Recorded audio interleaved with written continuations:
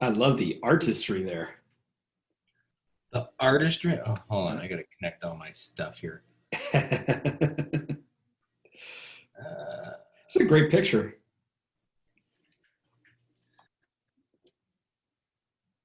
Oh, is it just the lock? Yeah. Oh.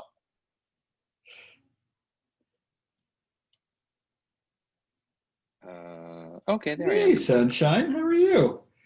I know that's Good. not real. I know. It looks nothing like that anymore. I know. It seriously makes me sad. But I Yeah. know it's going to be bigger and better than ever. Oh yeah, I mean leaps and bounds of what it was. So I mean I can let me see. There we go. I can kind of see. We'll do that. Okay. Well, that's what my background looks like today. You're not changing it. I don't know. I haven't used this in such a long time. I'm trying to remember how to do any of this stuff. Yeah, I was going to get fancy and try out this microphone that we've had, and we can't find the cable, so I'm not going to be using this fancy thing. So Oh, look at that fancy thing. yeah, I was going to try it out. So hopefully this will work. It looks like the levels are good. There we go. Here's my real background. Okay, Not as extravagant, but I mean, but it's what gets the job done. There's this classic one too. That Or person needs to leave. I could just be on a boat the whole time. That looks so Northwest. Just gray. Just gray, like nobody's having fun at all, you know. Yeah, the Northwest. No one has fun up there. No. It's like we go sailing because we bought a boat and we have to. So. Yeah, my dad had an old wooden boat for a while, and that thing it sounded like a Harley. And so, like, you couldn't have a conversation on the damn boat. It was a fun little speedboat, but Weighed like a metric ton. Oh yeah, I mean, it was literally made of wood. It was wacky. That's funny. One of my friends, their boss owned this just big boat made out of wood. Like it was like an old boat, and they're taking it up the river on the Willamette here, and he's like, "I need to take a piss.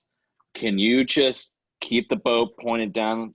And she's like, "Okay." And he walks away for not even a minute, and she drives it right into the rocks and busts one of the main bow, the hull, splits it right open. Just big timber broken in half. I mean, did she go like off to the side, or? I wasn't there. Like, I got a phone call being like, we're on a boat and it's sinking. Like, we don't know what to do. Can you meet? We're here. And I like bring it up on a map, and I was like, there's a state park here. Go there. You can beach it, and we'll figure something out. So we ended up getting like a bunch of us showed up, and we took some like rubber mat and like pretty much made a pressure pressure seal on the outside, and then I was in the hull while it's taking on water with like a car jack. No, not even like the bilge pumps were doing that. Okay. But what I was doing is I was taking a car jack and like ratcheting that to like bow because the whole thing was like pitched in like that, trying to get the hull back out so they could actually apply this thing. And then they just had to kind of bail it so they could get to a dry dock and fix it. But like, boy, I'd hate to get that call from my employee. Like, you know that boat you let me? Yeah, I broke it. But imagine if they had Flex Seal. Done. I mean, you would have you could have done it while it was in the water and Flex Sealed it, and it would have been fine. Right. It's a miracle. That guy's a billionaire. I mean, honestly, that meeting that was just in Congress with like Apple and Facebook, he was probably there. He's the puppet master out of all of those guys.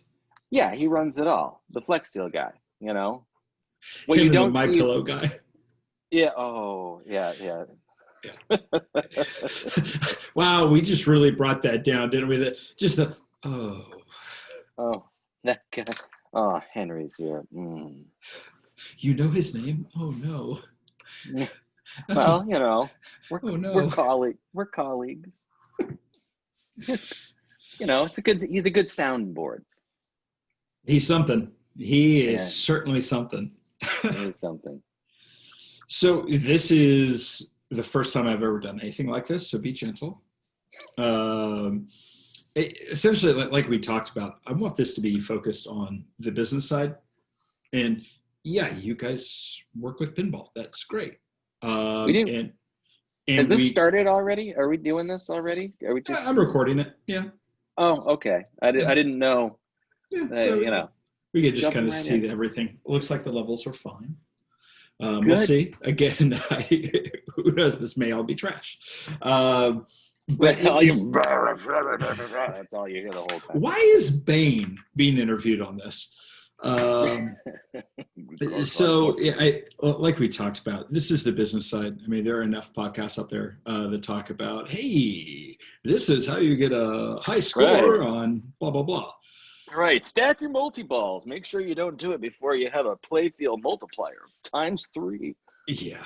And I will never be to that level. I'm happy when I can keep playing for like 3 or 4 minutes in one ball. I know. I just played right before I came over here. I was playing Oktoberfest, and I was just like, because Oktoberfest has like 2 buttons on one side and one on the other.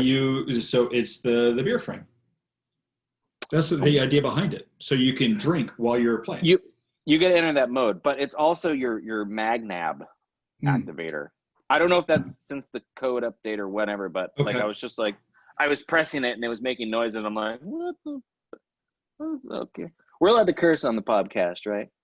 Yes. Yeah. I mean, come on. Okay, I didn't know if you're angling this for like for the kindergarten set is what I'm really going for. That's your target demographic right there. Yeah. So we talking like a fun like puppet voices just to kind of lure in the. Listen, I cannot outdo Puppet Pals. And if you have not listened to the Puppet Pals Pinball podcast, you have done yourself a disservice. It is. Is it fantastic. just puppets talking about pinball? Oh, and there's music. There's singing. It is so good. It's like Blippi does a podcast about pinball and puppets. Mm-hmm. Yeah, it's probably one of the best things I've heard all year. It's that good. Hold on. I'm gonna write this down. Mm-hmm. It's called Puppet Pals. Puppet Pals Pinball Podcast. A lot of P's. So if I'm really just destroying the microphone with that, I apologize.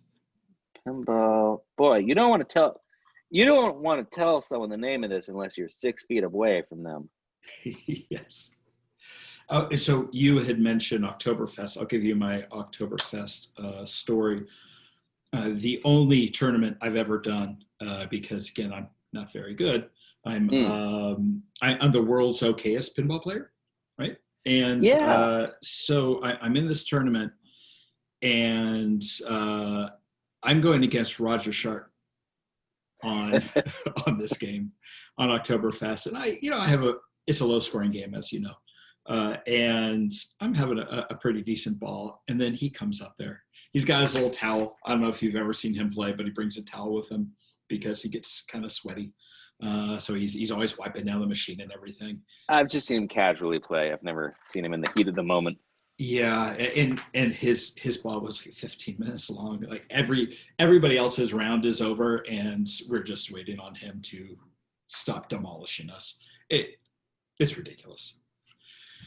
So, Logan, welcome to BallSave.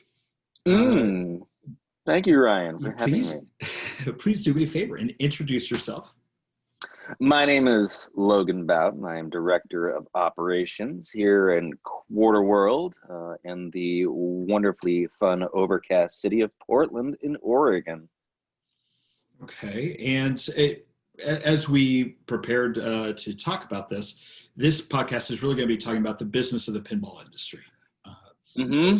Most podcasts are about high scores or how to fix a pinball or what's going on in the world of pinball as far as new ones coming out, code updates, all this. This is going to be a little bit different.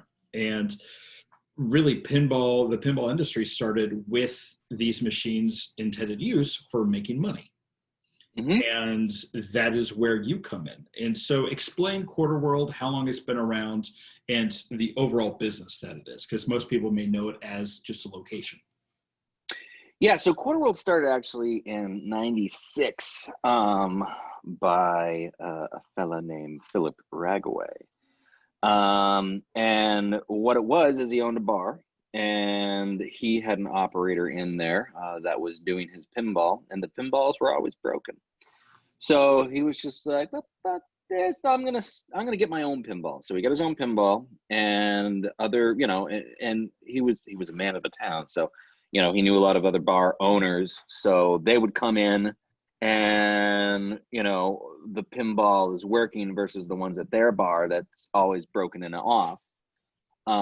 So hey, you want to do the pinball at our bar? And he was like, sure. So we bought some more games, and it originally was just sort of like it was the beer money. It was the beer fund. But as no pun intended, the ball kept rolling, and Wow. and it just got bigger and bigger and bigger. And then about 11 years ago, at this point, it's starting to become an entity. It's not just a thing on the side where he needed someone to run it. So we had a fella named Tyler kind of running it, kind of between like it was just kind of a part-time gig at the time. But he decided to get married and move to Canada. So someone needed to take over QuarterWorld, and I had just kind of moved here from Boston, and I was trying to figure out what I wanted to do. My art degree wasn't paying off, so What? So that is shocking. I know, right? Fine art photography. So I took over about 11 years ago, and I decided to just kind of dig in and just kind of see what I could do to make QuarterWorld much bigger, which it's much bigger now. At the time, really quick, I don't mean to butt in, but if we can kind of get back to the beginning, is what you were talking about, how Philip had this bar and an operator was running the games, because I think most people believe that when they go to an establishment, they own and run the equipment, be it the jukebox, be it the video games, like a Golden Tier or Buck Hunter or a pinball in that right. in that location. That's usually not the case. Yeah, no. I mean, pinball, as we know, is the upkeep on pinball ain't. It's not like just rub a damp rag over it and you're good to go. There's a lot of upkeep on that. The same thing with a lot of games. I mean, you got to think that even a television in a bar versus a home is going to be on about 5 times more. The lifespan of anything in a bar is way shorter than in a home, because it's getting so much more use. It's on all the time. Pre-COVID. Now the TVs in your house now, they may be getting just as much use. Oh yeah, there's a little smell of us. I bought a new I bought a new TV during the shutdown. If I'm gonna stare at a wall, I might as well get the best looking wall I can get.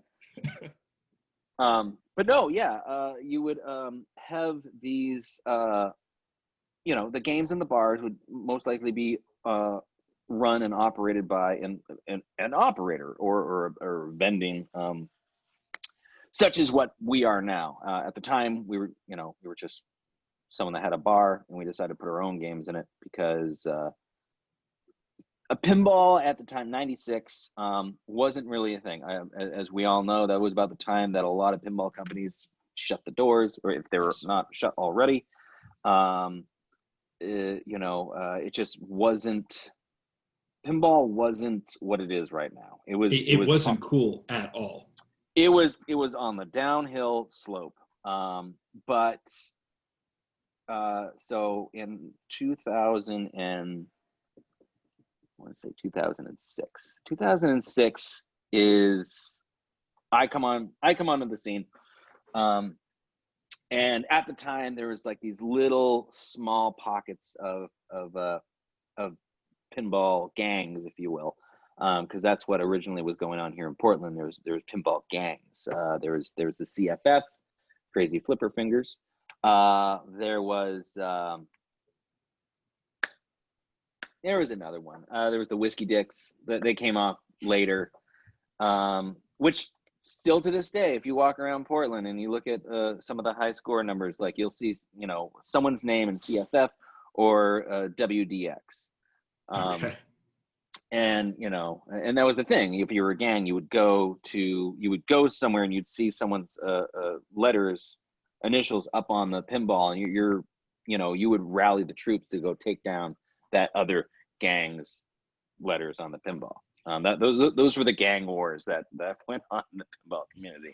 So I thought that the least intimidating gangs were the Jets and the Sharks from West Side Story. Yeah, when you're guess Jet, what? you're Jet all the way.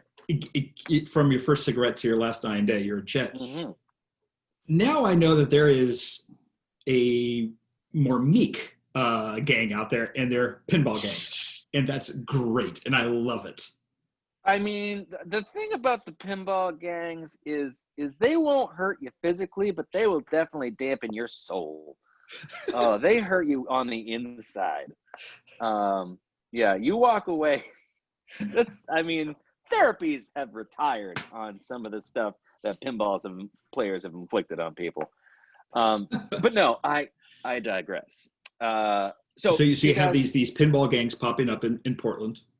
Right. And the thing about these pinball players, and one of the things that I feel made some of the pinball players just so great at what they can do is, all the pinballs at the time, the majority of them in Portland were just jalopies. I mean, it was, you had to figure out, you walk in to a new pin and you're like, okay, how is this game supposed to be played, and how can I play it because half of it don't work?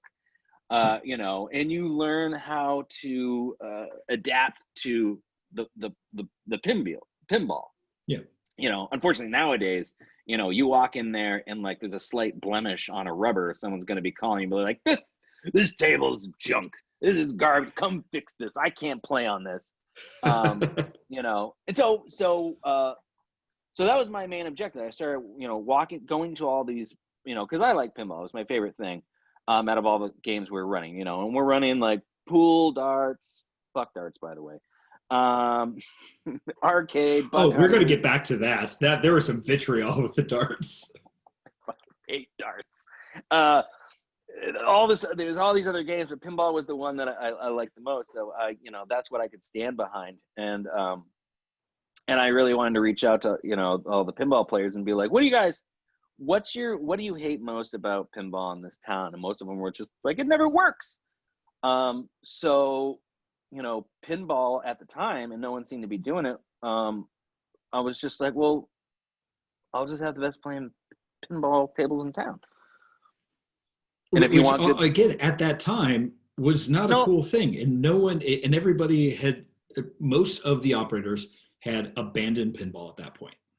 Yeah, they just wanted to be done with it. They didn't want anything to do with it. And it was, and that was the thing about Portland at the time is pinball was a thing. I mean, pinball kind of started here. I think I want to say like 2003-ish is when you started getting a lot of players, rallying around this one entity in their own local bars and watering holes, and like asking the bar to be like, hey, can we get some pinball in here? And back in the early 2000s, your locals were also your friend. I mean, your bartender was either your roommate or, so, the bartender was like, either I'm going to give you what you want, or you're probably going to go somewhere else. So the operators of these bars would be like, I think I have a pinball. Let me see what I got. And at the time, there was a couple operators that still had some pins that they were running, and the thing is, like, they had just come off like the late '90s, so they were dusting off their medievals, they were dusting off their Attack from Mars and their Monster Bashes, the cream of the crop, and like pushing these out. Maybe. And a lot of the operators that didn't have would just be like, all right, well, let's buy a new stern. And at that time, that's when you're talking about like, Simpsons and Lord of the Rings and that hunk of pinball at the time, a lot of stuff on the play field. Yes. Yeah. Before the and also, Abby, this is also the time when at least Stern is starting to come back, because Stern at this time had almost shut down, and they would have been essentially the last remaining pinball manufacturer. Yeah. Yeah. Well, no, at this time they you're talking were a little earlier. So 2005, 2006, they were the only pinball manufacturer. Yeah. Yeah, it was just them. They had like no competition, but that's the thing. No one was really buying either. So it's just like, we're winning the losing war. Yeah. Yep. We're in 2006 at this point. I'm going around, increasing the quality of pinball. And there's also at the time, there are there's every week there is a pinball tournament, and my goal was to try to make my locations the ones where all the tournaments happen. And then there's like yearly, so I'm really kind of trying to design these spots around town which these tournaments can go on. And that's the thing. If that's where the tournament's going to be, those are going to be the places where you're going to go and practice. You're going to, so those start to become the little hot spots. And if I find out that like a tournament is going on in this location, that's not one of my locations, I'm going to that location, talking to the bartender, talking to the owners, and being like, hey, you should have my pinball in here. My pinball is better. My pinball plays the best in town. And at the time, not to sound cocky or anything, but it was. At the time. Well, but because and not that it's cocky, but you're the only ones that actually cared and put effort and time into pinball, because you had no competition.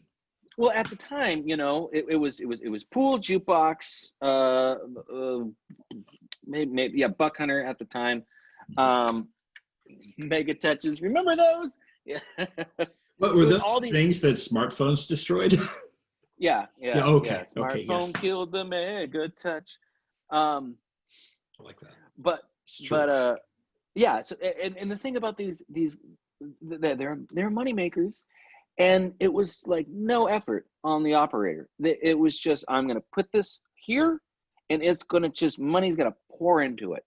And I knew that. I could just look at numbers and be like, this is what makes the most money. Let me look at pinball. It makes the least. No, because here's the thing about pinball players, really good pinball players.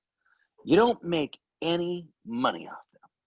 Nope. Because they can plunk in that 50 cents at the time, 50 cents, and they'll get the replay. They'll play that ball forever. And they can play for like an hour and a half, and you made maybe $1. Yes.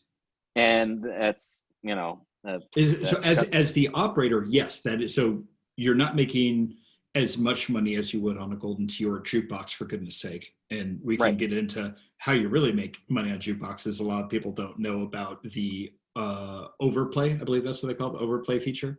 Where let's say you select a song, and then I come up or use my app and I select the same song, but yours hasn't played yet. It's only going to play the song once, but it charges both. It's a neat little trick in the jukebox world, and they've been doing it for years. I think it's called overplay. I forget what it's called. Yeah, well, there's that. There's also the if you want your song played first, you Yes. can jump in line. Yeah. But no, so for the operator, yes, the pinball's not the biggest money maker if it's operated where the old school mentality where you have that 50-50 split, so everything that goes into the cash can is right. split amongst the location and the operator equally. But the location loves a pinball because, like you just said, this pinball player is going to be there for an hour and a half playing. They might get a little thirsty and they might have a Well, beverage or two. They might. No. You're exactly right. All right, pinball players, they like the game of drink just as well as the game of pinball. Yes. And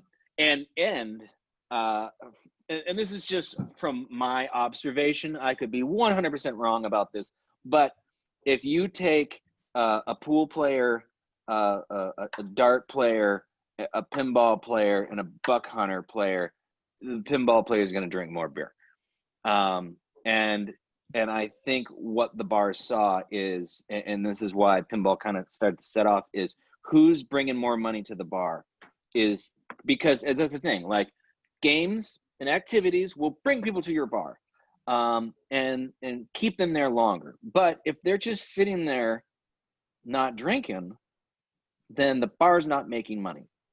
But if there's a group of people that drink more, like the pinball players, well, then you're going to cater to them a little bit more than you are the other things, unless you just really like pool or so the pinball made more money at the bar. So because the pinball player, and that's what people wanted, I come in, and people were like, get QuarterWorld pins in here. And the thing about getting QuarterWorld pins is, well, if you want our pins, we got to do everything. Yes. So if you want our pins, explain what's everything as a full line operator. I walk into a bar, they've got like 3 pins that are just busted. But they also have a jukebox and a pool table and a bug hunter and Mega Touch and some other BS.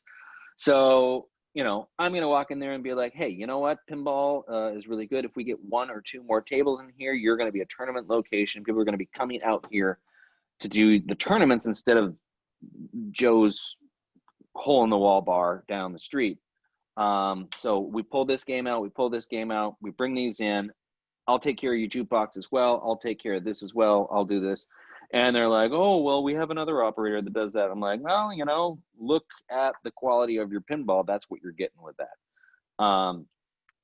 And they, in turn would be like, yeah, they are complaining a lot about the quality of pinball. All right, let's do it. So I come in, I bring in the pinball. I'm shopping stuff. I'm visually there working on the games more often than anybody else. So they're comfortable with that, and I just kind of keep doing this all over town. Wherever the people like to play, I'm trying to get my stuff in there, and that sort of starts to grow. Well, the other operators start kind of catching wind of what I'm doing, not happy at the time, and so their quality of pinball starts to come up. So the bar just kind of keeps going up and up to the point where, like, if you're an operator and you're gonna route pinball in this town and you don't want to lose your location, then you need to maintain your pinball, and not to the point of like, all right, let's limp it along. What you got there? Oh, I'm moving these things because it was in the shot. I was going to take a screenshot just so you look fantastic. I don't so much, so that's why I moved that. Where you get your bobble? Your bobblehead is turned around, by the way, looking up what is that, a shark? Excuse me, it is 11 going up against the Demogorgon. This was a gift from my daughter. Here, just is that what's going on there? Oh. Here we go. Boom. Oh, he's coming. Oh, there we go. Yeah. And you can see her freaky eyes. Oh, does she have blood coming out of her ears? Of course she does. That was the end of season 1 when Yeah. she's and you see the maybe you can't see it, but there's blood coming out of the nose. There you go. Oh, yeah. There we go. There you go. You know, my daughter was 11 for her second Halloween That's awesome. because she could not grow hair. So we put a little boop boop and a 3D printed Eggo waffle, and she walked around with that. Because if you give her a real one, then she would eat it. Eat it. Yeah. Yes. So We had anyway, a I'm sorry. I did not mean to interrupt. I know I was very distracted with all your rigamaroos. So anyway, so the quality of pinball is coming up. Yes. And another thing that starts to happen is all of the pinball players are growing up. They're no longer in, they're graduating college, Reed College or whatever they're doing. Like they're leaving Portland because at the time Portland was just where either people in their 20s came to retire, or it was just kind of a place to hang out before you decide to move on to what you're doing. And a lot of these pinball players moved to other major metropolitan areas. So like San Francisco, New York, Colorado, Texas, they're all moving down there. And, and just like Corona, it started to spread. Well, it's funny that you say that. Well, not the Corona thing, because there's nothing funny about that. There's nothing funny. Wash your hands. Yeah, wear a mask. Yeah. But talking about the Northwest, so according to Pinball Map, which is a lovely app, there are more pinball machines on location. That's what we call in public areas. So on location where everybody can play, not in somebody's basement, in Portland, Oregon, than there are any other major city in the U.S. And then number 2 is Seattle. And when you is it? It was recently. I haven't checked it. Okay, I knew it used to be a fight between Portland and San Francisco which I thought was bullshit, because how they added the pinball together, they kind of reached a little bit like into Oakland, and I was like, ah! Yeah. I mean, I think they were looking more at. Now, also Jose speaking of Pinball Map. Yes. It was originally called Portland Pinball Map because it started here. Really, I did not know that. So it was created by a guy, Ryan. I have his personal phone number. Oh, share it with everybody. Just say it really slow and loud. Nope. It's great because when I go to other cities, and I'm like reporting stuff, I can be like, "Hey, what's a good place to go here?" And like he'll get me in touch with like the local admins and stuff. Okay. So like they'll show me around to the cool places to go. That's awesome. Oh yeah. Oh, your best friend in the world is a Pinball Map administrator. They are the best. Well, and so with with the Northwest and at my company, so I work for Stern Pinball. And this will not be a shill podcast. I thought you worked for QuarterWorld. I know. Well, I'm wearing the shirt. Come on now. Now we refer to Portland as Pinball USA, just because it's, like you said, it did spread out of Portland, and I believe there was a lot of rivalries between Portland, Seattle, and even Vancouver, BC. From what I had heard, as far as like there's some ongoing pinball leagues, correct? Yeah, so it was Seattle and Portland. Those are the two rivalries. Those are the original rivalry. Okay. And then it was Portland versus Seattle versus Eugene, Oregon. Okay. And yeah, those were, and then Tacoma came in, and Spokane. We don't talk about Tacoma. I mean, growing up in Western Washington, we just don't refer to Tacoma too much. Yeah. The aroma of Tacoma. If you've been there, you know. It was right outside of Eugene. There's Spring Tucky. Well, in Spokane, it's Spo Vegas or Spokanistan. Yeah. Oh, yeah. God damn it. Okay, so you have you have pinball is really grown up into Portland, and really for a big reason because of you guys. At what point do you're still focusing on being a full line operator, running pinball, running jukeboxes, running pool tables, video games, things like that? At what point do you actually create QuarterWorld itself and explain what the QuarterWorld location is? Oh, the arcade? Yeah. So, geez, that was 4 years ago, this past April. And so it was 5 years ago so I had a little bit of a hoarding problem where I would get these ridiculous games. And also every time I saw a pinball that I could get my hands on, I would be like, I need another. I don't have that in my collection. I need it, even if it's a horrible title. Spoken like a true pinball fan, actually. Yeah, there's some garbage pins that we've picked up over the years that I still have. I mean, oh my goodness. And I will also say I have acquired some pins that I'm not super proud about how I came into possession of them. But you know what?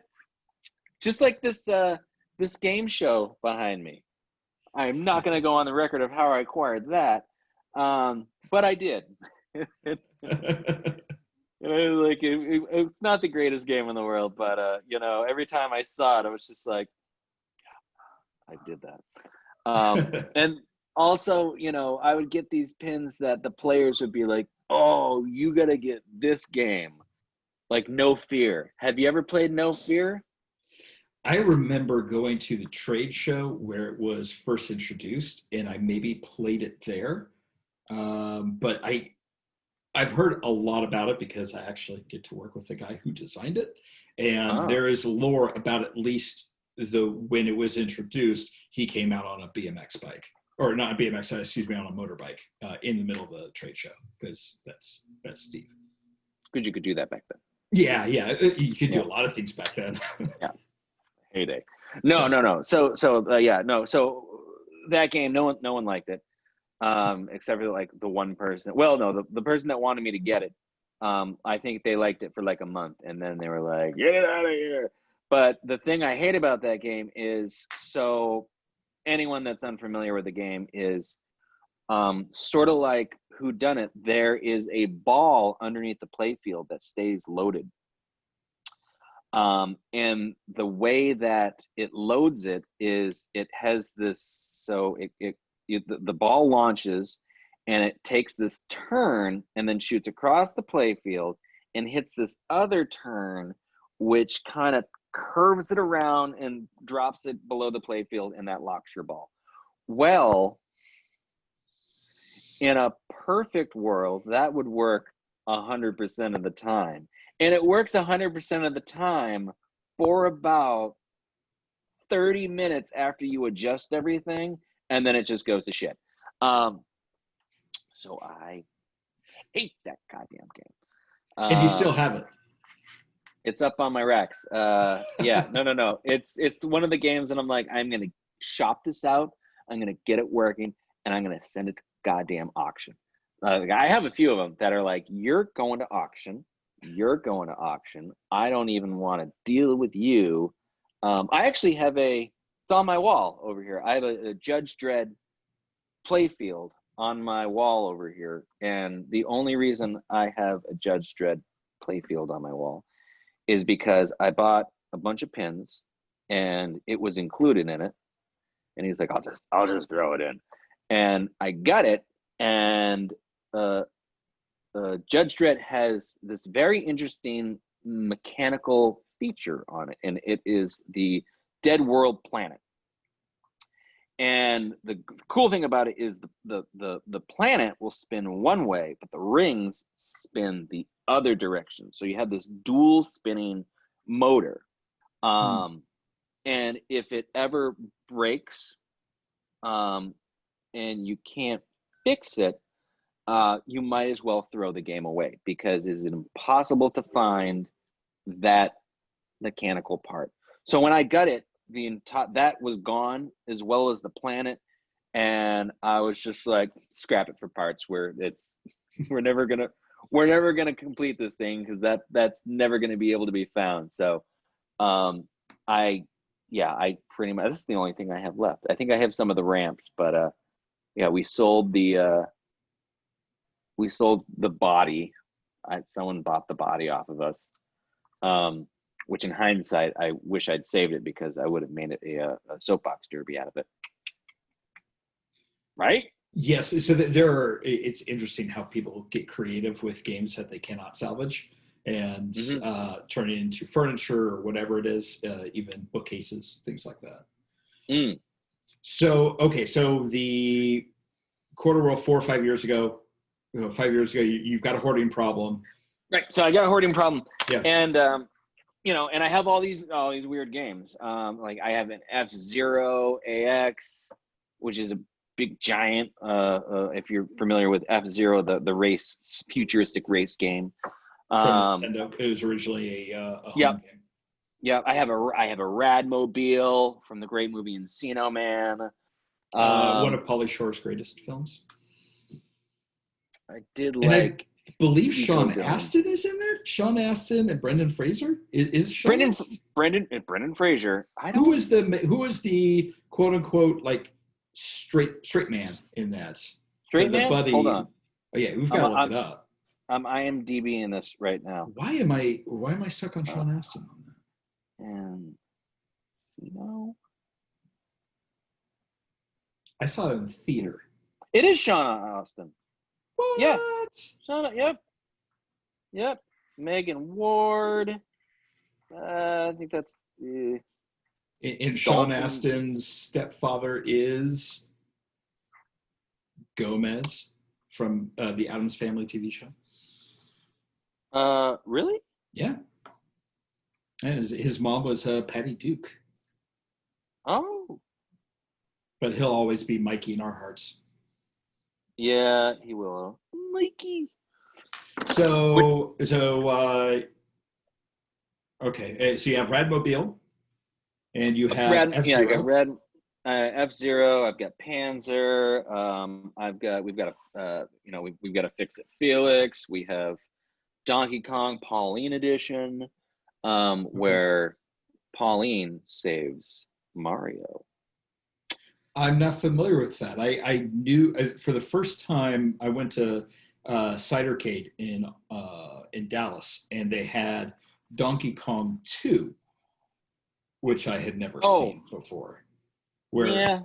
Yeah, it was a special made to order type game where it looked like Donkey Kong, but it was essentially just a different software where it started you in later levels. Apparently, that's really what it was. Oh yeah, no. The Pauline edition was there was this programmer, and his daughter was playing Donkey Kong, and she was like, "Hey, Dad, how come the man's always saving the woman?" And he's like, "Well, let's change that." So he made it so Pauline saves Mario instead. So that's awesome. The version we have. Yeah, I was like, all right. And I'm just looking at this stuff, and we also owned a few buildings in Portland, and we had this one theater. At the time, I believe it was called Alhambra, but it was called Mount Tabor Theater. I had a few names. It was always a music venue, and it was just like nothing could survive there. I don't know if either they couldn't run it very well, or they developed a nose problem. So tends to happen with a lot of music venues, unfortunately. Tends to happen, right? Why does everyone get the sniffles over here?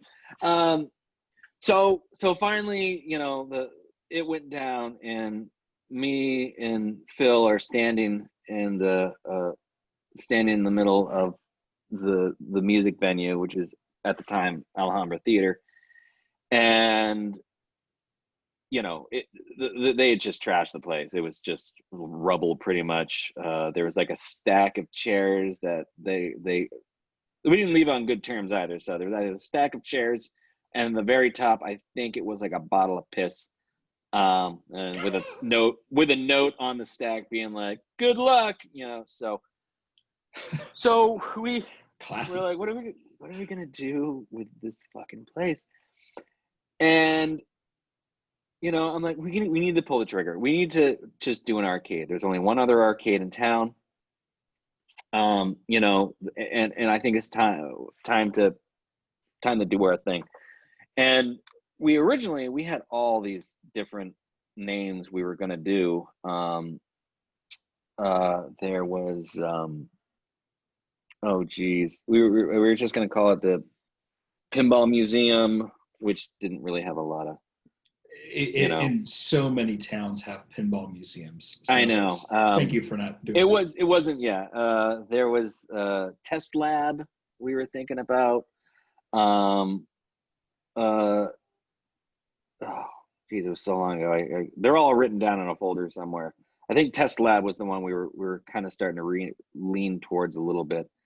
And then, you know, we were just having beers one night, and I'm playing one of our pinballs, and I look down, and, you know, I'm like, just call it fucking QuarterWorld. I mean, honestly, we're advertising all over town. You know, it's I almost forgot. When I first took over QuarterWorld, the other thing that I did is I'd go around, I go, hey, who are the pinball operators in town? And they didn't know who we were. Our name was never mentioned. So were you QuarterWorld at that time, or were you still going under Fritz Pfeiffer? We were QuarterWorld. Okay. The game, QuarterWorld is a DBA of Fritz Pfeiffer. So the games and everything was never Fritz Pfeiffer. It was always QuarterWorld. Okay. So what I started doing is every time they would have these tournaments that we were involved in, you would win a QuarterWorld shirt if you won. And the only way to get a QuarterWorld shirt is if you won a tournament. Pretty sneaky, sis. Does your shirt say something on the back of it? It does not. No, this is a fresh t-shirt from your store. Okay. All right. That was a plug. That is our online. So yes, that is an OG. So that was the first run, and the second run that we did of the shirts it looked just like the one you're wearing, but on the back it said, "Your mom says I'm a winner." Of course, everybody wanted that shirt. Yeah, because when you're playing, that's what they got to read. I was just trying to get the word out about QuarterWorld, so like it would just become synonymous with pinball, QuarterWorld. So really quick, talking about QuarterWorld, and I've told you this many times, and you probably think I'm just trying to butter up to you. However, QuarterWorld is one of my all-time favorite places in the entire world. It is my happy place. I have a few happy places. This is one of them. It is a large bar arcade style location, but like Portland, it has personality, has a little grit to it. And I was going there even before I jumped on board with a pinball manufacturer, because I knew Phil before I knew you when I was running Buck Hunter. So I had known about QuarterWorld, heard about it, and then finally got to go visit. And I was working for a company called Andamiro the first time I went there, and they make the games where you get tickets mainly. So it's like that you see it at Dave & Buster's or whatnot. Yeah, redemption. Yeah. And so one of the guys that I worked for, his name was Drew Maniscalco, one of the nicest guys in the world. And his claim to fame is that he created a game, created the whole story behind it, called, I was going to say Supersonic Blast Man. No, that's a completely different game. Ninja Baseball Batman. And we had one in our arcade. My first job at age 13 was a little family arcade we had called Quarters, so another reason why I love QuarterWorld. We had a Ninja Baseball Batman, and it was a very rare game because for some reason DC Comics did not like something to be called Ninja Baseball Batman, even though it had nothing to do with Batman. And also, the bat and the man were two different words. It It wasn't was. Batman. It Or was Bat. hyphenated. Yeah. Yeah. Little dot. Yes. Yeah. So and it is a goofy, weird game. And all of a sudden, I see it at QuarterWorld, and of course, I take a picture, send it to my boss, and he's freaking out. He says, "Oh my goodness!" Well, actually, he says, "That's amazing." He says, "You're at QuarterWorld right now, aren't you?" And I said, "That's freaky." He says, "Yes, that's the only place I know of that actually has a working Ninja Baseball Batman." Yeah, So, and that I digress. and that was an interesting game to get because the only thing I could find was the board, and that board was I bought that from Japan. Mm-hmm. I found one in Japan, and they mailed it to us, and we built the game around it. At some point, I've got to bring it out because I think he gave it to me, but they actually made a comic book series based on Ninja Baseball Batman. I have read it online. I do not physically have it, but I read it online. But it is called Ninja Baseball Man, because they had to get rid of Batman for some crazy reason, especially when you go to a comic book. Right? Yeah, exactly. All right, you're drawing the line. Yeah. Okay, so one totally off crazy question. Have you ever come across Battle Balls? Battle Balls. Yeah, it was a late 90s puzzle game. Head to head. Well, it didn't have to be head to head, but the best way to play was head to head puzzle game. You had balls of different colors that would come down kind of Tetris style, except they'd be in a group of three, and then you could twist them. And if you had, I believe, four or more of the same color touching, they would disappear. And it was by a company called Cebu. Anyways, one of my favorite all-time video games, not just arcade games, video games. And if you ever come across, you have to put it on the floor. It is so very good. I will do. There's a few games that I get really excited about putting on the floor, just because they're super weird. Yeah, like which ones? Gal's Panic 2. I knew you were going to say Gal's Panic. I know it. So during this shutdown, I'm not sure if anyone, a lot of people. So we've gone to renting our games out, Yes. for the home market, and that was one of the first arcades to be rented out, and it was rented for 4 months by one person. So can you, for those people that may not know of Gal's Panic or Gal's Panic 2? Okay, right. So Gal's Panic 2, if you're familiar with the game Quix, is QIX, right? Yes. Yep, that's it. It's so you have to like make these boxes, and that like opens up an area, and eventually you kind of want to open up the whole screen. And they're bad guys all around trying to thwart you. Exactly. There's and if they touch your, like, while you're making a box, if they touch the line, you die. So Gal's Panic is just like that, except as you make a square or a circle, it reveals a naughty picture. Yes. Of a naked lady. But the other thing about this game is so if you have a track mode on, and honestly, at the arcade, we had this game on a timer. So when you turn on the arcade, just the marquee will turn on, just the light for the marquee, and there's a sign inside it that said this game will turn on at 6 o'clock, and it's in our lounge, and the lounge is 21 and over after 6 p.m. So the timer at 6 o'clock, the game boots, and it cat calls you, like it says some fucked up shit, like it's like I like big stick, and like Oh no. Do you think I can please you? And you're walking by and you're like, what did that fucking game just say? It's Okay. I didn't know it was that bad. Oh, It jeez. really. I just would sit there and just listen to what it would have to say, and I was like, that is inappropriate on many levels. But it's just people like the game. So okay, So so we, so we, it we got have so you have QuarterWorld. Well, let's skip ahead a little bit. You have QuarterWorld up and going. It is a fantastic venue. Has a couple rooms. One is a lounge area. The other one is a bigger game area where you have Tessie. And if you want to explain Tessie, which I don't think is real because I've never seen Tessie in action, so if I haven't seen it, it's not real. so the big room is the lab. So you have the lounge and you have the lab.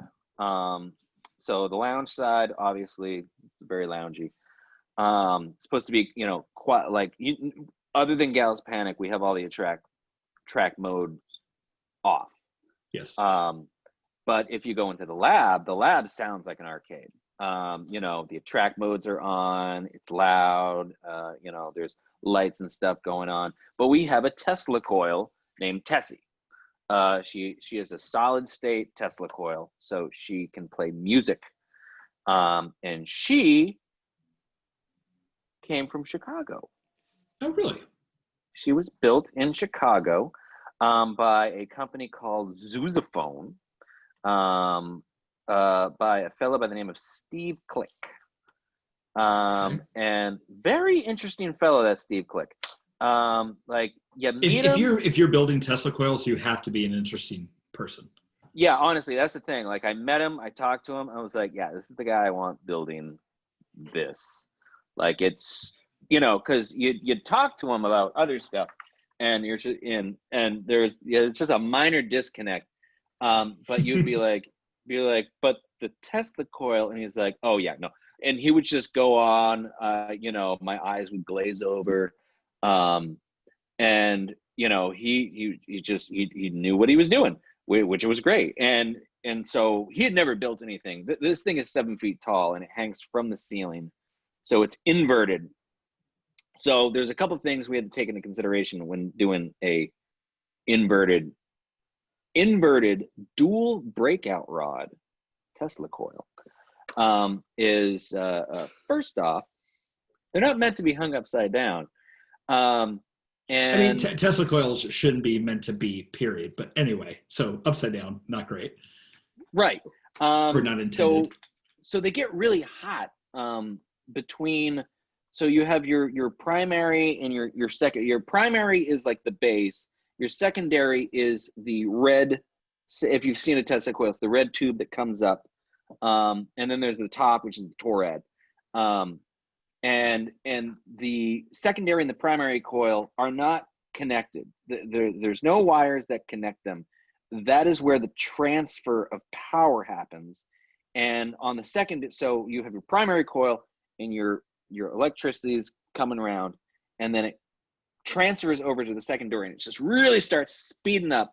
And when it gets to the top of that secondary coil, it bursts out, and that's when you see the electricity. And depending on how fast or how long your bolt is going will determine the frequency of the bolt, and that gives you your different pitches and tone. And with a solid state, you can control that. So that's how we can make musical notes.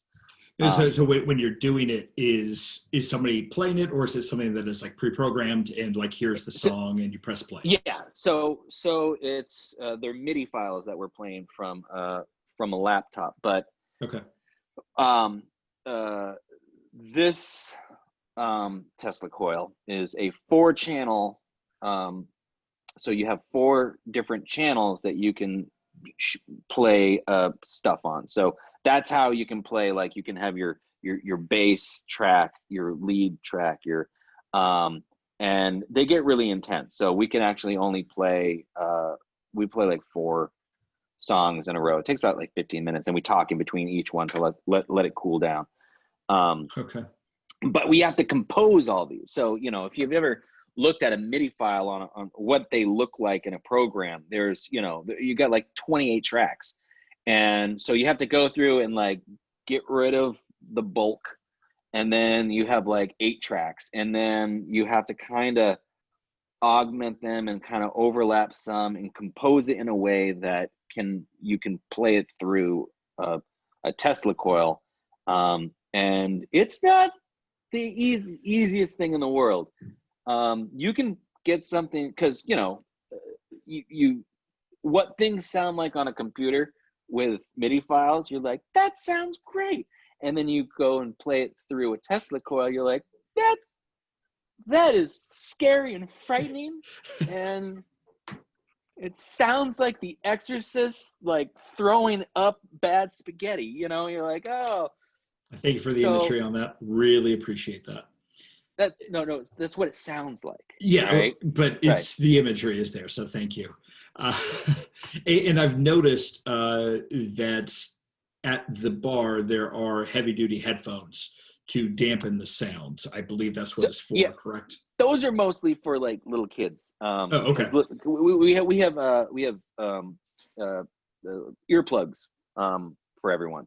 Okay. So an hour before Tessie goes live, we start handing out. If you come through the door, we're giving you earplugs, which are recommended.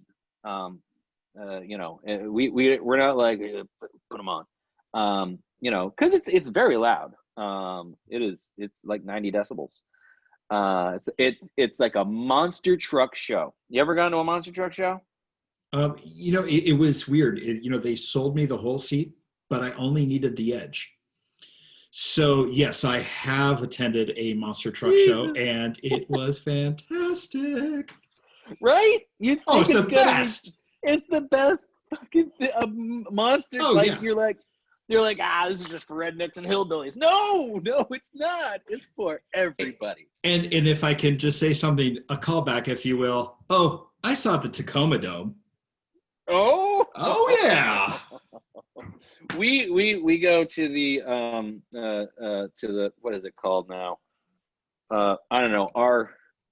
Where the Blazers play. Okay, yeah, I have no idea what it's called, but I know. Yeah, they changed the name a lot. I should know. I live here. No, we go there, and and that was the hard thing. Like we had tickets to go see the monster truck show, and then COVID-19.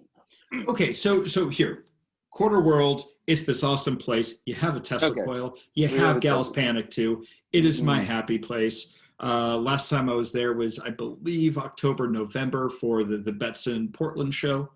So in 19, and things are going well. And in fact, the last time I saw you in person was in New Orleans, right before the world ended, right before COVID really came into the U.S. And in fact, it was after this trade show. This is the Amusement Expo trade show. This is a trade show for arcades and route operators, people like you, route operators. That's the terminology that's used to see the latest and greatest of all these games. And basically the last day of the show is, to bring it back to basketball, is when Rudy Gobert had tested positive for COVID-19, and they shut down the NBA for the season. And that was kind of like the first shock of, oh, hey guys, it came to the US. This is real. And it's here. So I remember that. And it was so we went to that show. We got to New Orleans on a Tuesday. Yes. Or was it Monday? It was that week. You got on a Monday. I got in on Monday. I got back into Portland on Thursday. We shut the arcade down that Friday. Yes. Everything's upside down now. Everything, and it's fun. So we shut it down on that Friday. That was our decision. We weren't the state, the mayor. No one was like, shut it down. No one said anything. We were just like, we have a social obligation, because it's an arcade. I mean, and we were wiping stuff down. We were doing every precautionary thing we could. But I mean, it's an arcade. It just takes, like you have said, it's a handsy place. It's a handsy place. And so we shut down. No one else did. We shut down. That Monday, or I think it was that following Tuesday, the government of Oregon came in and shut all the bars down, or shut everything down. Schools, everything, just pulled the plug on everything. And the following Monday, we started home rentals. So so COVID's happened. Yes. All of your revenue streams have stopped, and most people in the industry are running into this. Manufacturers can't build anything. Even if they could, most of their customers are not able to buy anything because they have no revenue coming in. So having that big trade show was kind of like a no reason to, because even though you had a shiny new jukebox or you had a shiny new dart machine or whatever it was, no one's going to be buying it. So people are really freaked out, but you have no revenue coming in, and you're not just standing there and saying, okay, well, there's nothing we can do. You guys are one of the few companies that actually say, hey, let's try something. Mm-hmm. Yeah. We decided to pivot our business model and rent to the home market, which we had rented games in the past, but more to, we would do big summer events. We have here every year they would do something called City Fair, and we would do a pop-up arcade there. They would do music festivals, and we would do stuff out there, out in the gorge. We were all over doing, but we were renting to businesses. Yes. And we had people ask us before, like, hey, can I rent a game in my house? And we're like, nah, I don't want to do that. Because it just seemed like a barrel of hair. It was just a lot of stuff. And that we just weren't, I wouldn't say we weren't equipped. We didn't want to get into that avenue. It was just a whole different aspect of stuff to do. And we were pretty busy with everything else we were doing. So I was like, well, we're not doing that, so we're doing this now. So we quickly kind of punched together a contract, and a kind of a liability waiver to make sure that, like, if they decide to leave town with our game, like, we're at least covered in that. If they break anything, also to make sure that if we're, if for some reason, the machine burns up and burns their house down, we're fine too. Covering our butts. So we did that.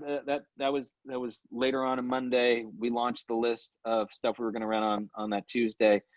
We started renting. We get a local Oregonian did a story on us, and that kind of shotgun things. And pretty much we sold that. We rented every single pinball that we had available. Out of the QuarterWorld location, correct?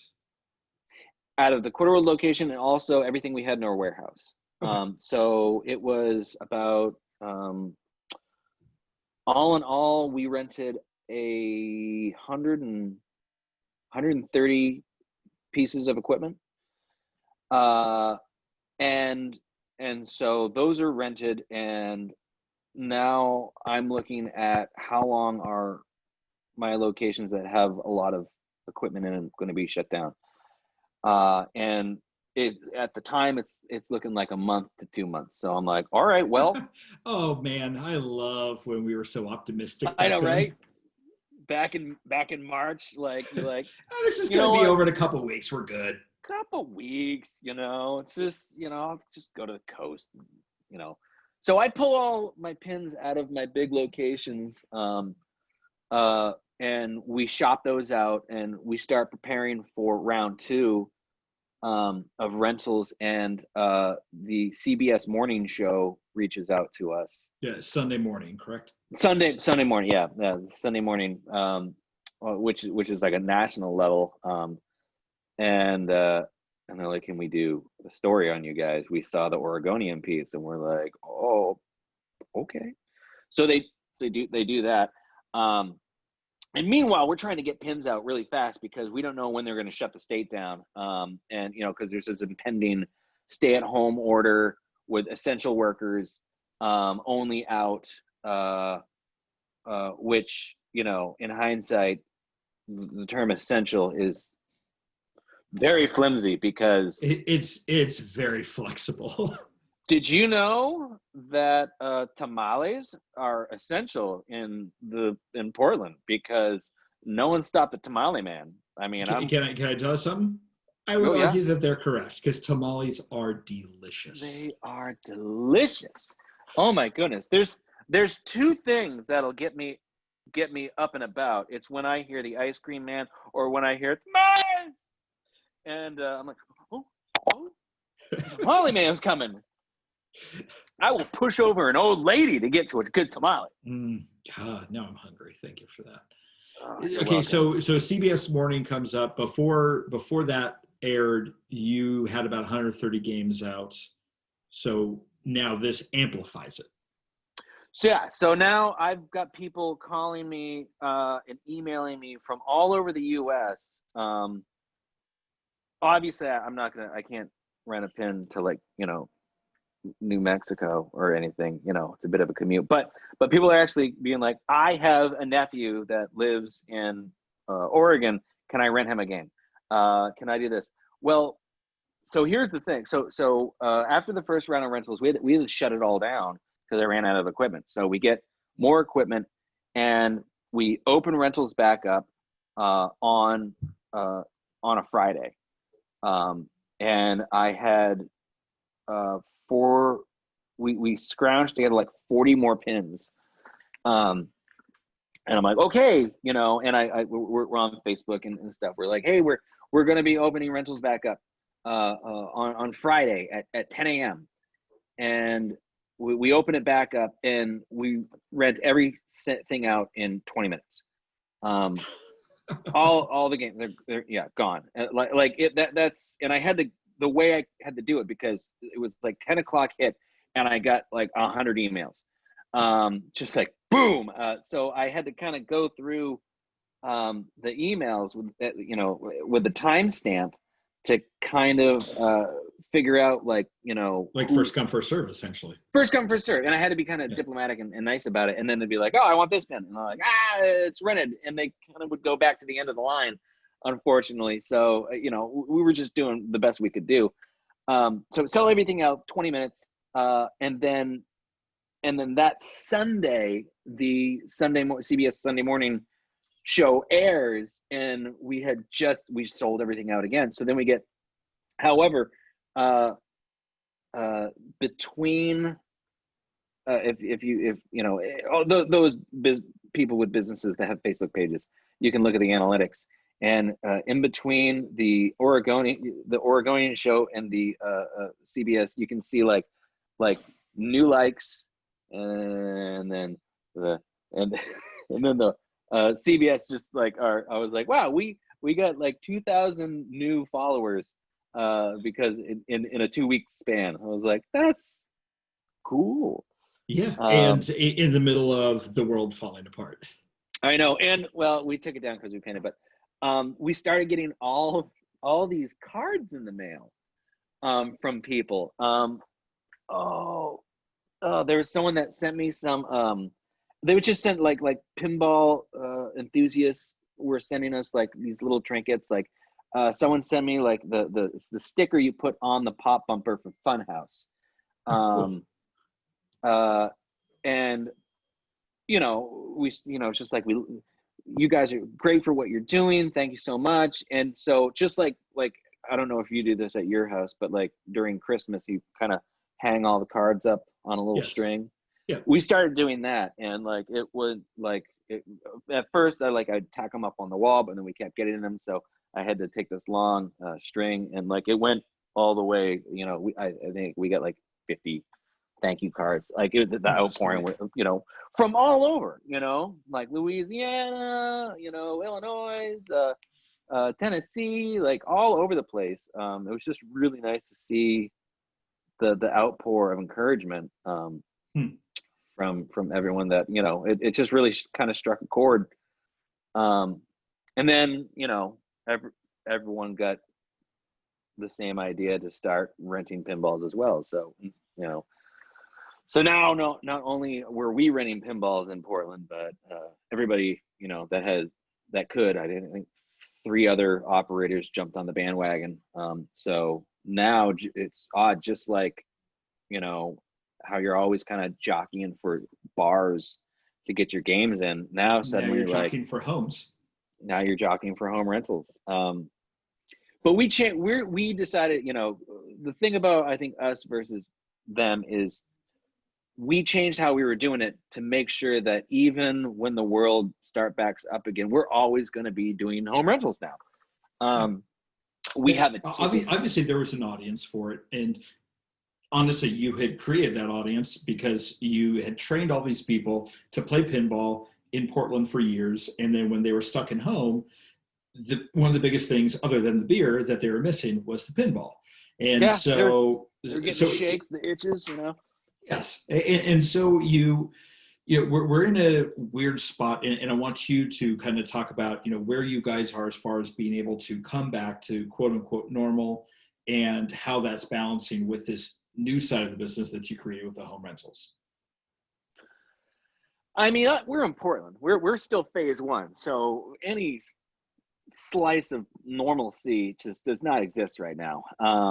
The bars that are open are only limited to I think it's 25 people, not 25. It's either 25% capacity or 25 people. It's not a lot, including staff. Okay. And most of it is outside. Like arcades aren't allowed to be open right now. Movie theaters aren't allowed to be open right now. Pool, it's banned, so you can't play pool. There was this happened actually nationwide. There's the states that allow like lottery machines, like slot machine type things in bars. The government was like, yep, you can do that, but all these other games, nope, you can't do that. And one of the reasons why the states did this is because they get a slice of essentially the slot machines. Mm-hmm. Yes, so they need money. They need money, and we were like, no. You can't do that. It's either nobody gets to do anything, or if you guys can do your lottery, we can do our arcade machines. It's the same thing. All right. Yes. Your stuff is a touch screen. You're touching all over. Our stuff is just kind of localized in these little areas with the pinball buttons or the joysticks or whatever. So Oregon kind of where they were, they're okay. Yeah, you're right. We're being assholes. But some states, like I think it was Ohio, the operators sued their own state. Because with Ohio, they were saying, okay, the only thing you can operate is a jukebox, but that's if you have an app. So the 2 biggest jukebox companies are TouchTunes and AMI, and each of them has an app on your phone, so you don't actually have to physically go up to the jukebox. You can select the song, pay for it through your phone. So you can use that, but nothing else. But hey, by the way, we have casinos, and you can be open. Exactly. And you're like, that is bullshit. Yes. So, so, and unfortunately, I mean, one of the things that's going on here in Oregon is that they released a phase 1, phase 2 protocol. In the first draft, it nixes all arcades and everything. Well, all arcade equipment. So all games, pinball, and all that stuff. But they revised it so that stuff was allowed. But they blasted the first edition. So there's a lot of bars and stuff out there that were still under the assumption that those games were banned. And the shitty thing about Oregon Lottery is all the representatives and text for that were saying the same thing to the bar owners. They can't play this. They're not allowed to play this. This is an illegal game for people to, so you have to shut it off and do that. And people will call me up and they're like, you got to take the game out of here. And so why are the locations asking you to take the games out? So a couple reasons. One, they need butts in the seats, and everything needs to be 6 feet. So they just don't have the room. Those games need to be treated like lotteries. So if you want to play a pinball or an arcade game, you have to get a staff member, bartender, whoever. They come, wipe it down. You play the game. You're done with the game. You let them know, hey, I'm done playing the game. They wipe it down again, and then some places are shutting off like every other game just to kind of make it, but it's a lot of work. Yes. And if you think about the money that people pump into a lottery machine versus the money that people pump into a pinball machine, as far as a bar standpoint, where you're looking at your revenue of what's coming in, and lottery does make a good hunk of money for a lot of bartenders, and you need to look at square footage. What per square foot makes the most money? Yes. Is it a so pinball? if you have to take equipment out to spread out your tables, what is the equipment that's going to stay? Right. And that one of the things that we're telling people is, hey, you need 6 feet, keep the pool table, because the pool table is a natural distancer. I was like, put a pool table right here, put a table here and here. Boom, look at that, 6 feet. And also, you don't want to move a pool table in and out because those are heavy, and then you have to level them. I'm just throwing it out there by chance. I built 2 racks during this thing that are full of pool tables. Do you know how? Stacking pool tables. Oh boy, no, thank you. The bottom ones, you're like, yeah, all right. But once you start getting to the tall ones, there's this one, the top one, that I have to like lift it up and over this garage rail to get it into place. It's a bit of a Jenga, but I'm come from a long line of forklift operators. Okay, so you're dealing with this. You're able to operate in some of these locations that are opening up, but it's not like it used to be. The revenue is down, and also revenue's down like 80%. Still to this day, because you're still in phase 1, so not much has changed since you've been. Yeah, and you have. I mean, it's great. I mean, jukeboxes have really kind of picked up because that's kind of all you have to do. But still, I mean, they're just, the numbers aren't anywhere near. So that's the great thing about the home rentals is it does offset that. It's allowed us to kind of carry on. I wouldn't say business as usual. There's been a lot of augmentations that we've had to make to last as long as we have so far. And we're wondering what Congress is going to do with this next relief package that they can't seem to come to a decision on. Yeah. So we're recording this on Saturday, August 8th, and yes, Congress is at an impasse, and the president is talking about doing executive orders at this point. Oh, I didn't hear about the executive orders. He spoke about it last night at a campaign rally / press conference in New Jersey, and light on the details, but he had talked about a few things, but nothing is set in stone, obviously. Yeah. So we're in a funky space right now. What is going on with the QuarterWorld location? Because when you shared the picture with me, again, this is one of my happy places. I wasn't so happy, but it's for good reason. So please explain what you guys are doing. So anyone who's ever been to QuarterWorld knows that the lab, the big area, so little backstory, the lab, the big room, that was once QuarterWorld. The building was built in 1905, so the building itself is like 115 years old. And when it was built, it was originally a movie theater. And the old movie theaters, you had these ramped rooms, and you would stagger the chairs, the seating, and that's how you would watch. Unlike today, where everything's kind of on risers, it was just a slanted cement floor. So that's what's underneath actually both sides, the lab and the lounge. Well, the one in the lab that floor is like 100 years old. So, you know, there were some soft spots that needed to be attended to. So we pulled everything out of the lab, ripped the floor out, and put a new floor in. And while we were doing that, we decided to augment some of the space a little bit, do a little reconstruction, paint. Well, if you can see behind me, the colors of the wall, the brown, was never a huge fan, and we kind of have a color palette here at QuarterWorld. It's sort of a black, gray, and blue, and we actually have a QuarterWorld blue, a QuarterWorld gray, and you know, black's black. So it's now the proper QuarterWorld colors in there. Now, is the flooring completely done now, or are you starting to? Almost. Okay. Almost. There is a couple spots that still need to be worked on.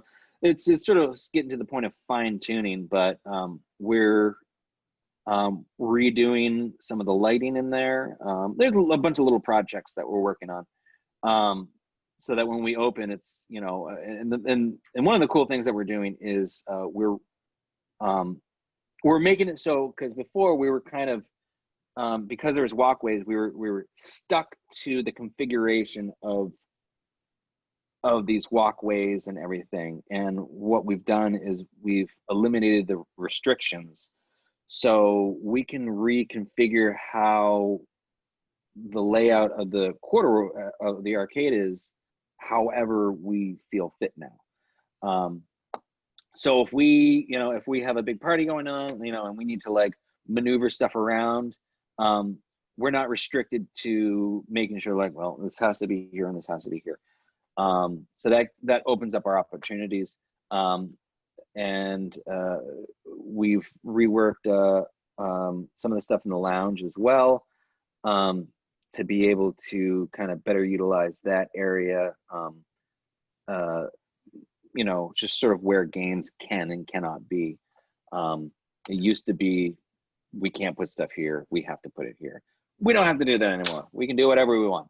In the lounge is my favorite area, because last time I was there, I was listening to Johnny Cash, sipping on a M. Bison, a cocktail that you guys had created, Street Fighter themed cocktail, and listening to Johnny Cash playing Athens Family. It was fantastic, and it's just a little darker in that area, and we got this big blacklight pictures on the wall.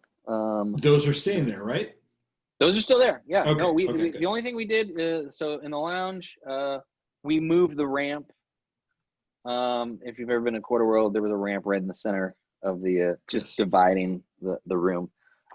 We've moved that, so now that there's like an upper deck and a lower deck. So a lot more space for activities. Mm-hmm. Very, very cool. So I've talked your ear off a lot, so I apologize. I know it's a Saturday, but one thing, is there a place other than renting games out from you, and if you're still doing that, where would they go to do that if they live in the Portland area? And then how else can people support QuarterWorld? Well, if you want to rent a game, just go to our website. It's QuarterWorldArcade.com. And there is a little tab on there that says Home Rentals. You just click on that. It shows you what we have available for pinball or arcade. It also kind of gives you a rundown of like just how we do things.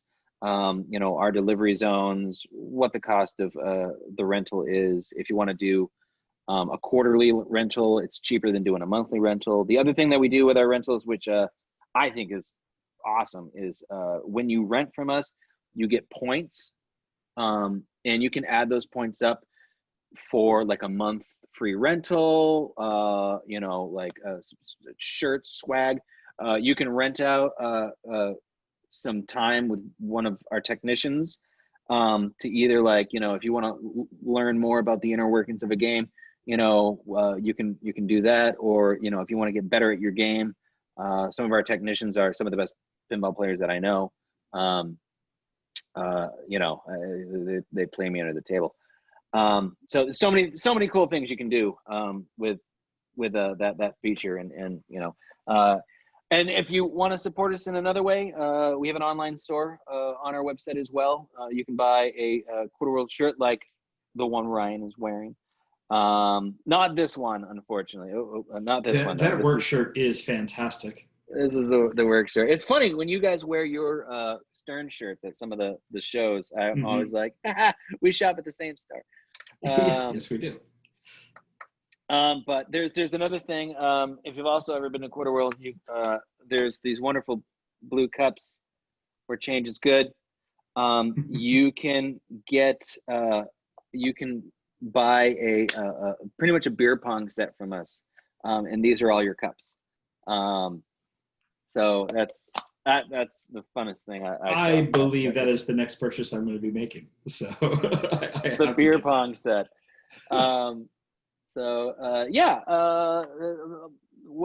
However you want to do it. Next time when we're open, just swing by, say hi. It's a wild ride. Every week. Well, it used to be every month, but now it's like every week. It's just sort of a what's next. Yes, yeah, and that's one of the reasons why we're doing this, right? We want to put a spotlight on what's going out there. You guys are one of the reasons why there's been a resurgence in pinball, and if there's any way we can help you out, at least let people know what you guys are going through. It's hopefully we'll help get you guys stronger, get you some more support. So thank you very much for coming on board and being the first guest. So one thing I did want to circle back to was darts. So this will be at the end, and for people who actually want to listen to a little anecdote. So you're not a big fan of darts. However, one of the first times we ever hung out,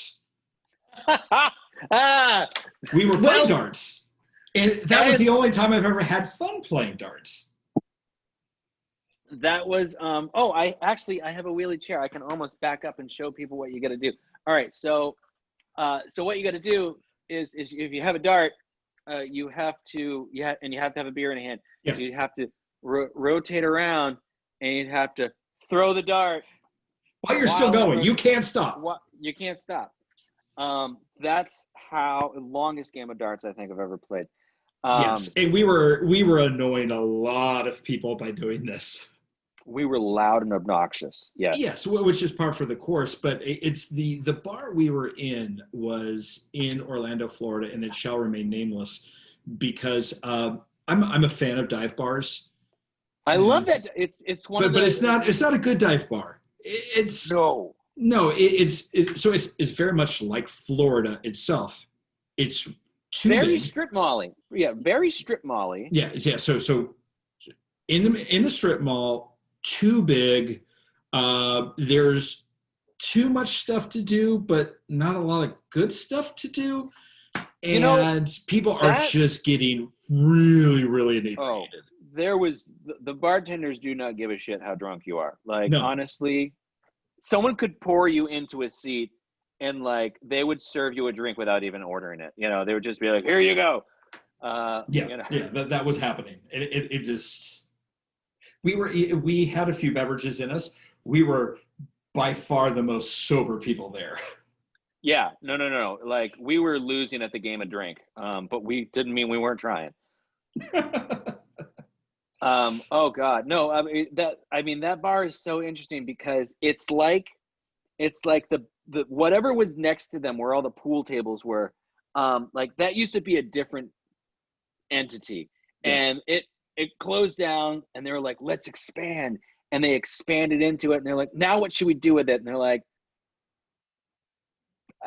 let's just pool tables and tables. Let's just put some arbitrary shit over there. And then I love how the back corner is like where they store everything, but they don't even try to hide it. They're just like stacking chairs. And the bathrooms are sketchy Like, at best. I mean, it's just oh, not a good place. It's no.